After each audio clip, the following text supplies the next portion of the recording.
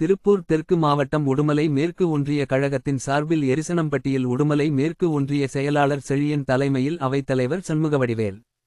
பொருளாளர் பழனிக்குமார், துணை செயலாளர் கிருஷ்ணவேணி, சரவணப்பெருமாள், ராம்குமார் முன்னிலையில் நடைபெற்ற நாடு போற்றும் நான்காண்டு தொடரட்டும் பல்லாண்டு சாதனை விளக்க பொதுக்கூட்ட நிகழ்ச்சியில் திருப்பூர் தெற்கு மாவட்ட செயலாளர் இல பத்மநாபன், மடத்துக்குளம் முன்னாள் சட்டமன்ற உறுப்பினர் இரா ஜெயராமகிருஷ்ணன், தலைமை கழக பேச்சாளர் திருமானூர் புகழேந்தி என்கின்ற கோவிந்தராசு ஆகியோர் கலந்து கொண்டு திராவிட மாடல் அரசின் சாதனைகளை எடுத்துரைத்து சிறப்புரையாற்றினார்கள்.